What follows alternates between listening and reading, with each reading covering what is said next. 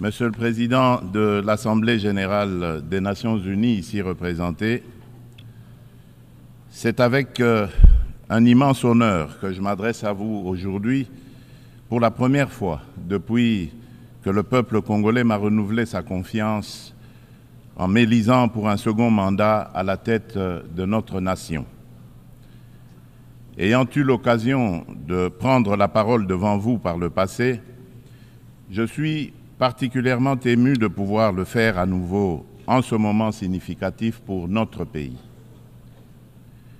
Je tiens à féliciter M. Philémon Yang pour son élection à la présidence de cette 79e session, de même que je rends hommage à vos prédécesseurs pour leur engagement constant au service de cette institution. Le thème de cette session, ne laisser personne de côté, agir ensemble pour faire progresser la paix, le développement durable et la dignité humaine pour les générations futures, résonne particulièrement avec nos aspirations en République démocratique du Congo. Monsieur le Président, Monsieur le Secrétaire général des Nations unies, Mesdames et Messieurs les chefs d'État et de gouvernement, Mesdames et Messieurs les chefs de délégation, le multilatéralisme et le respect d'un système mondial basé sur des règles ont été des piliers essentiels pour soutenir la paix, la sécurité, la santé, la prospérité à travers le monde depuis près de 80 ans. Les Nations unies incarnent ces valeurs fondamentales et demeure un acteur incontournable face aux défis majeurs que l'humanité doit surmonter, qu'il s'agisse de garantir la sécurité, de maîtriser le changement climatique ou de lutter contre la pauvreté. Cette réalité nécessite une coopération multilatérale renforcée. Cependant, le noble idéal des rédacteurs de la Charte des Nations unies, celui de servir d'instrument par lequel tous les pays régulent leur comportement, semble s'effacer. Le socle de la sécurité collective qu'elle a établi vacille. Nous avons la responsabilité de conjuguer nos efforts et de réaffirmer notre engagement envers le multilatéralisme, qui est la clé de solutions véritablement transformatrices face aux défis qui rongent notre monde.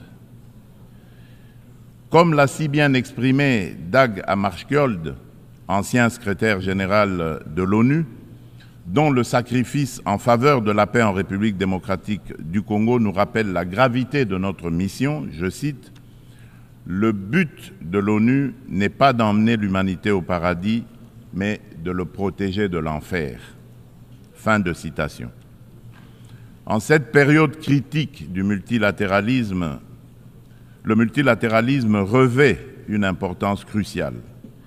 Il permet de répondre aux menaces communes, de protéger notre planète et de renforcer la société civile ainsi que les droits humains. En effet, nous ne pouvons ignorer la montée alarmante de discours belliqueux et le rétablissement indécent de pratiques d'agressions armées et de pillage des ressources naturelles affectant tous les continents. Le conflit russo-ukrainien qui persiste et continue d'affecter la région n'est qu'une manifestation parmi tant d'autres qui menacent la paix dans le monde. Le Yémen, le Soudan, la Syrie ou encore le terrible drame qui se passe dans la bande de Gaza entrent dans le lot pour lequel le multilatéralisme jouerait pleinement son rôle. Il est impératif d'agir ensemble pour progresser vers la paix, le développement durable et la dignité humaine, garantissant ainsi un avenir meilleur pour les générations futures. Ne laissons personne sur le chemin. Tel est le message clair et pertinent qui inspire la thématique sélectionnée pour orienter les travaux de la 79e session de cette illustre Assemblée. Monsieur le Président, le Pacte pour l'avenir et ses annexes, le Pacte numérique mondial et la Déclaration sur les générations futures, que nous avons adopté lors du récent sommet de l'avenir, soulignent l'importance d'une collaboration active pour atteindre une vision commune d'un avenir pacifique et prospère. Ces documents représentent un engagement essentiel pour mettre fin aux conflits, lutter contre l'extrême pauvreté et la faim et aborder des défis tels que les déplacements de population, l'immigration clandestine, l'insécurité alimentaire, les pandémies et les risques des nouvelles technologies.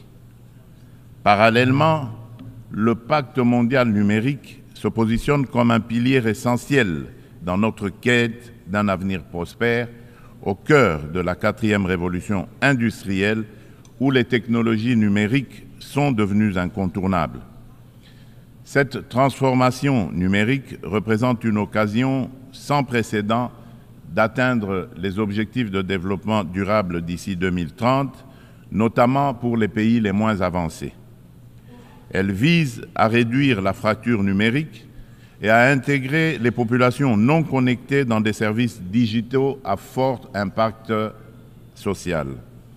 Cependant, pour relever ce défi majeur, inhérent à la révolution du numérique, des réformes globales sont nécessaires, impliquant une réévaluation de l'architecture financière internationale et un financement adéquat.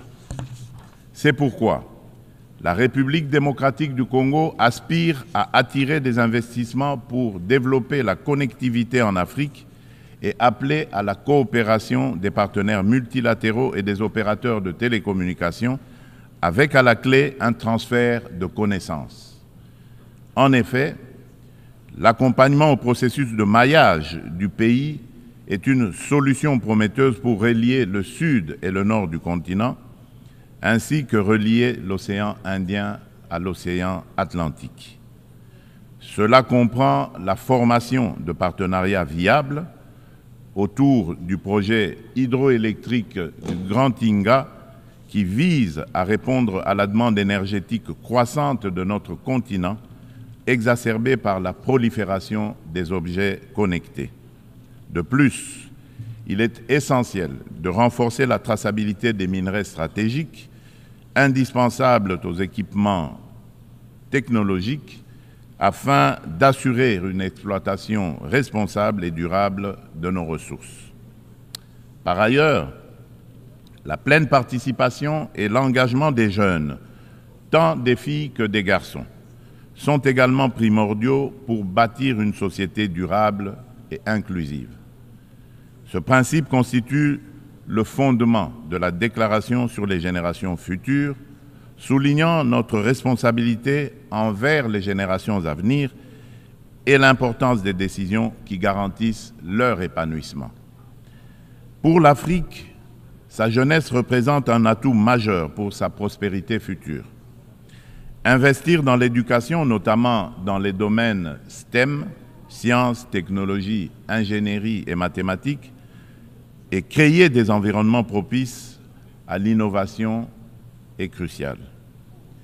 Il est essentiel de remédier à la déconnexion entre une population jeune en forte croissance et le marché de l'emploi en fournissant les compétences nécessaires à leur intégration.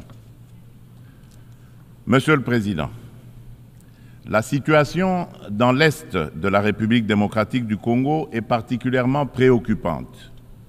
La résurgence du groupe terroriste du M23, soutenu par le Rwanda, a provoqué une crise humanitaire sans précédent avec près de 7 millions de déplacés internes.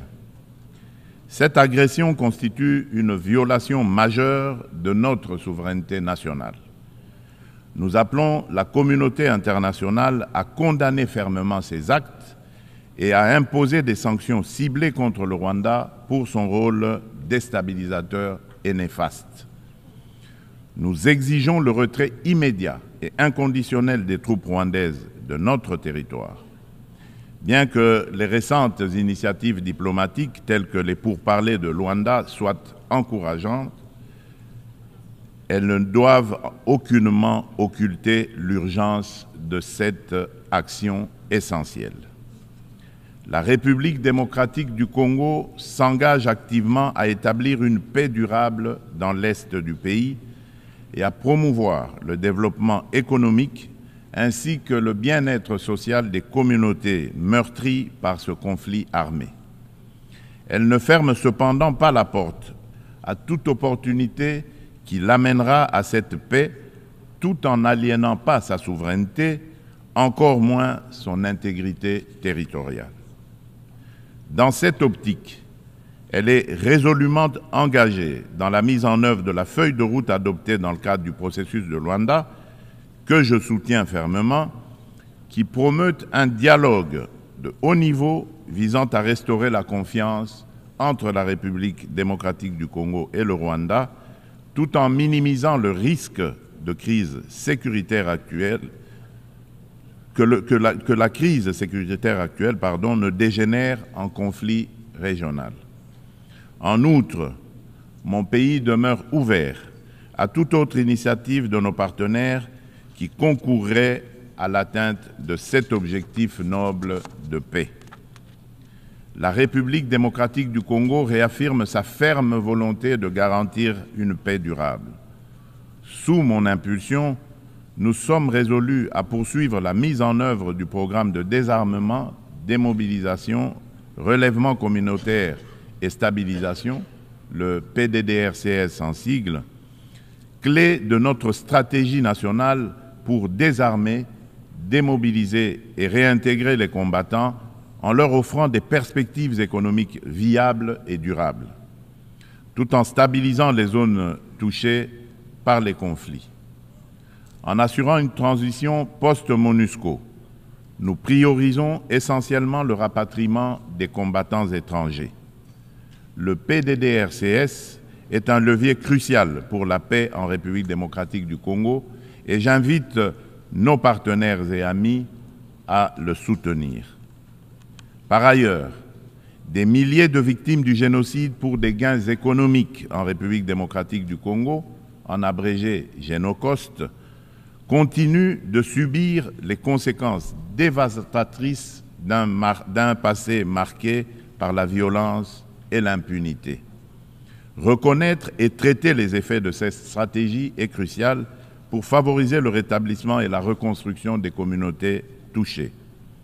Au-delà de l'aide humanitaire immédiate, une approche à long terme, centrée sur la justice, la réconciliation et le développement durable est essentielle pour permettre aux victimes de se reconstruire et de retrouver une vie digne. C'est pourquoi le gouvernement de la République démocratique du Congo a décidé d'institutionnaliser la journée du 2 août, journée du Génocost, dédiée aux victimes des crimes odieux perpétrés par des rebelles soutenus par des multinationales et des États de la région. Cette journée incarne une communion nationale permettant de confronter un passé douloureux pour aller de l'avant. Elle est essentielle pour renforcer la conscience historique de notre pays et affirmer la détermination de la nation à prévenir la répétition de telles barbaries. Monsieur le Président, le terrorisme constitue une menace sérieuse pour la paix et la sécurité internationale, touchant toutes les régions du monde. Après avoir sévi en Asie, en Europe occidentale et en Amérique du Nord, ce fléau semble désormais s'enraciner en Afrique. En tant que membre de la coalition mondiale contre l'État islamique, la République démocratique du Congo exhorte les Nations unies à intensifier leurs actions pour mettre en œuvre les recommandations de cette organisation, notamment dans le cadre du processus d'Aqaba. Le terrorisme qui sévit dans l'est de notre pays est étroitement lié au pillage et à l'exploitation illégale de nos ressources naturelles. Ces activités criminelles alimentent l'insécurité et financent les groupes armés, exacerbant les conflits dans la région des Grands Lacs. Par conséquent, il est impératif que les Nations Unies envisagent des sanctions sévères contre les acteurs responsables de ces crimes économiques afin de briser ce cercle vicieux et de favoriser la paix, le développement durable et la dignité humaine pour les futures générations. Monsieur le Président, selon le dernier rapport d'examen national volontaire des objectifs de développement durable, la République démocratique du Congo a réalisé des avancées significatives vers plusieurs cibles des ODD grâce à des réformes et interventions majeures. Depuis 2019, le gouvernement a mis en place une réforme ambitieuse pour assurer la gratuité de l'enseignement de base, permettant à près de 4 millions d'enfants de rejoindre l'école.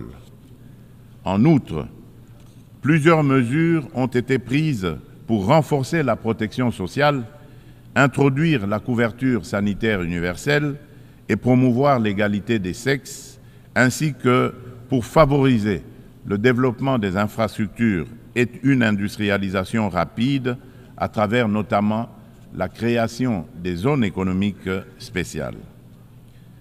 Malgré ces progrès, le rapport mondial sur les objectifs de développement durable souligne qu'au rythme actuel, la République démocratique du Congo ne pourra pas atteindre les ODD d'ici 2030 en raison des inégalités et de la vulnérabilité persistante exacerbée par des conflits armés. Face à ce défi, une feuille de route comprenant des actions, interventions et réformes spécifiques a été élaborée afin d'accélérer les progrès et de répondre aux enjeux de l'agenda 2030 avec déjà certaines mesures mises en œuvre pour que la République démocratique du Congo soit en adéquation avec les ODD en 2030. Pour cela, la République démocratique du Congo nécessite des investissements annuels de 32 milliards de dollars. Il est donc indispensable de renforcer les partenariats pour des investissements durables et de promouvoir la paix afin de permettre un développement socio-économique stable. Au registre des réponses mondiales aux défis climatiques et la promotion des énergies renouvelables, la République démocratique du Congo, qui a déjà affirmé son engagement en faveur d'une action climatique ambitieuse, souligne l'importance cruciale d'un soutien financier et technique accru afin de renforcer ses efforts pour atteindre les objectifs de l'accord de Paris. Riche en biodiversité et en ressources naturelles, la République démocratique du Congo se positionne comme un acteur clé dans la lutte contre le changement climatique. Les initiatives engagées pour réduire les émissions de gaz à effet de serre se concentrent sur 4 secteurs stratégiques: l'agriculture, la foresterie, l'énergie et la gestion des déchets. Des réformes structurelles sont actuellement mises en place pour inverser la déforestation et améliorer l'accès à une énergie propre, témoignant ainsi de l'engagement déterminé du gouvernement en faveur de la préservation des ressources naturelles et de la transition écologique. Concernant la valorisation des forêts tropicales, un tournant majeur a été franchi à Bali en novembre 2022, en Indonésie, avec l'adoption de la déclaration conjointe sur la coopération autour de la forêt tropicale et l'action climatique signée par le Brésil, l'Indonésie et la République démocratique du Congo. Cette avancée témoigne d'une volonté politique collective d'utiliser les forêts comme levier pour un développement durable. L'Alliance trilatérale pour la coopération sur les forêts tropicales, créée à cette occasion, constituera un cadre pour relever les défis liés à la biodiversité et proposera des solutions pour les marchés de crédit carbone, tout en veillant au respect des droits des peuples autochtones. Par ailleurs, dans le cadre des enjeux liés à l'environnement et au réchauffement climatique, il est essentiel de souligner la tenue du deuxième sommet des 3 grands bassins forestiers tropicaux du monde, à savoir l'Amazonie, le Congo et le Bornéo-Mékong, qui s'est tenu du 26 au 28 octobre 2023 à Brazzaville, en République du Congo. Cette initiative africaine, portée par le président Denis Sassou Nguesso, vise à mettre en œuvre, dans le cadre de la décennie des Nations Unies pour la restauration des écosystèmes, la première coalition mondiale dédiée à la restauration de 350 millions d'hectares d'écosystèmes terrestres et aquatiques. Ces forêts constituent un rempart indispensable contre le changement climatique. Face à des problèmes clairement identifiés et à des solutions à portée de main, il est crucial d'agir de manière concrète. Les bassins amazoniens, congolais et de Bornéo-Mékong abritent plus de 80% des forêts tropicales et jouent un rôle crucial dans la lutte contre le changement climatique, tout en fournissant des services écosystémiques vitaux. Il est donc impératif que l'amélioration des conditions socio-économiques des communautés locales qui jouent un rôle clé dans la préservation de ces forêts soit placée au centre des priorités de la gouvernance mondiale. Pour sa part, la République démocratique du Congo met en place des instruments juridiques et des dispositifs institutionnels visant à renforcer sa position sur le marché mondial du carbone, tout en restant ouverte à des partenariats en conformité avec l'accord de Paris et ses lois internes. La prise de conscience croissante des défis liés à l'instabilité climatique et à l'épuisement des ressources naturelles, souvent à l'origine de conflits armés, souligne l'urgence d'agir sur ces problématiques. Il est donc primordial de reconnaître le lien entre changement climatique, dégradation environnementale et sécurité, afin de favoriser des actions proactives qui atténuent ces risques par le biais de pratiques durables. À cet égard, nous appelons le Conseil de sécurité à établir des mécanismes internationaux intégrant les questions de sécurité climatique dans leurs discussions. Monsieur le Président, face à un défi énergétique majeur, le monde fait face à un défi énergétique majeur. Les systèmes basés sur les combustibles fossiles sont responsables d'importantes émissions de gaz à effet de serre, exacerbant le changement climatique. Sans efforts concertés pour promouvoir les énergies renouvelables, nous risquerions de faire face à davantage de crises, telles que des conditions météorologiques extrêmes et des conflits liés aux ressources naturelles, comme nous l'observons déjà. La République démocratique du Congo dispose de ressources abondantes, y compris des minéraux essentiels tels que le cobalt, le lithium, le nickel et le graphite, pour ne citer que ceux-là, qui peuvent faciliter une transition énergétique durable. Nous appelons à la coopération internationale pour développer les technologies et infrastructures nécessaires. Notre vision est de transformer l'exploitation de nos ressources en levier pour un développement durable et inclusif, tout en améliorant l'éducation, la santé et les infrastructures. L'inclusion sociale est au centre de notre stratégie, garantissant une répartition équitable des bénéfices du progrès. En nous investissant dans la lutte contre le changement climatique et en contribuant aux objectifs de développement durable, la République démocratique du Congo est prête à jouer un rôle clé dans la transformation des systèmes énergétiques mondiaux. Ensemble, nous pouvons bâtir un avenir où l'énergie est propre, durable et accessible à tous. Monsieur le Président, j'aimerais également aborder la question cruciale de la parité hommes-femmes.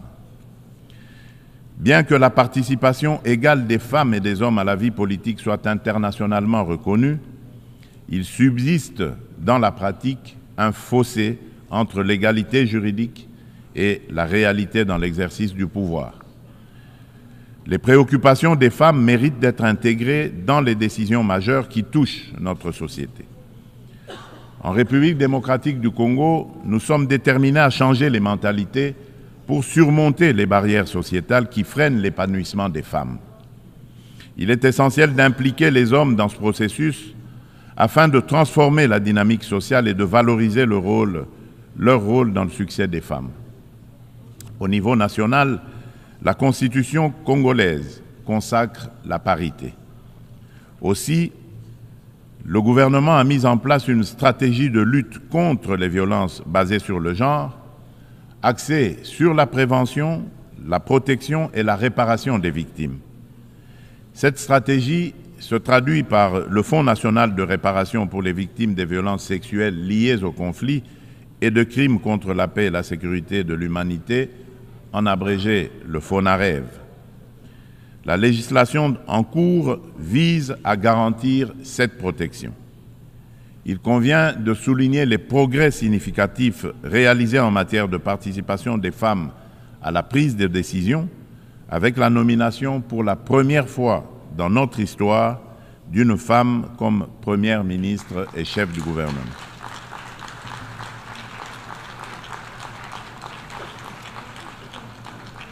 Nous assistons également à une présence accrue de femmes dans les instances gouvernementales ainsi que dans le Parlement et le système judiciaire, illustrée par la nomination de femmes au poste de premier président du Conseil d'État et à la tête de la Banque centrale du Congo. Monsieur le Président de l'Assemblée générale des Nations unies, Monsieur le Secrétaire général des Nations unies, Mesdames et Messieurs les chefs d'État et de gouvernement, Mesdames et Messieurs les chefs de délégation, Monsieur le Président, dans cet élan de progrès, il est impératif que la communauté internationale, sous l'égide des Nations unies, continue d'accompagner ces dynamiques en se réinventant face aux défis du monde actuel. Pour maintenir la confiance de la communauté internationale, l'Organisation des Nations unies doit prouver sa capacité à s'adapter aux évolutions contemporaines et à les surmonter de manière efficace et responsable. Il est impératif de redynamiser le multilatéralisme par des réformes ciblées de la Charte des Nations unies, touchant des questions clés telles que le Conseil de sécurité, le droit de veto, le chapitre 7 et le recours à la force. Néanmoins, cela ne suffira pas. La coordination et la coopération entre les différentes institutions et agences des Nations unies doivent également être renforcées.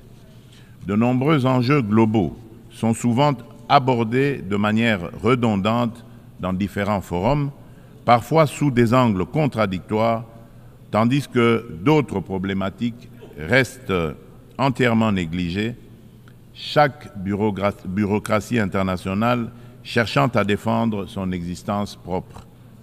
À cet égard, tout en saluant l'appui des États-Unis, je réitère avec fermeté, au nom de l'ensemble des pays africains, la requête de création de 2 sièges permanents au Conseil de sécurité des Nations unies pour les pays africains.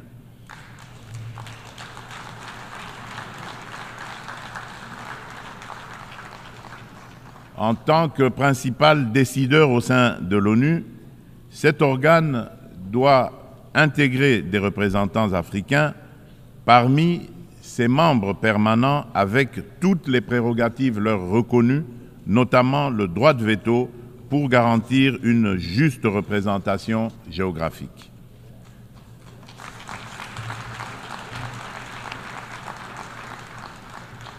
Il s'agit là d'une question de justice pour un continent dont le rôle dans les affaires internationales ne cesse de croître. Nous, Africains, tenons cette exigence avec la plus grande détermination.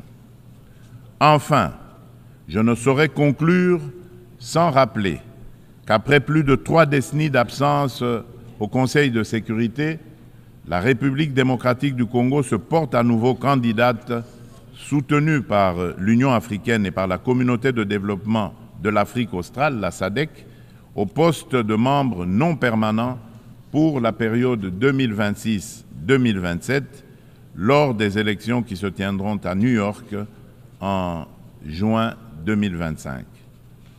La République démocratique du Congo a déjà occupé cette fonction entre 1982 et 1983, 1990 et 1991, période durant lesquelles elle a œuvré pour la promotion de la paix, de la sécurité et de la stabilité en Afrique et dans le monde. Une fois élue, la République démocratique du Congo entend jouer un rôle proactif au sein du Conseil de sécurité, participant à la revitalisation de la Charte des Nations Unies et contribuant de manière constructive aux débats et aux actions qui en découlent. Mon pays sollicite donc le soutien de tous les États membres en vue de son élection. En ces temps où le multilatéralisme est mis à l'épreuve, la République démocratique du Congo réaffirme son engagement indéfectible envers la communauté internationale, prête à assumer avec honneur et responsabilité la mission de forger un avenir où la coopération et la paix prévalent sur le conflit et la division. Nelson Mandela a dit, je cite, « Aucun de nous agissant seul ne peut atteindre le succès ». Fin de citation.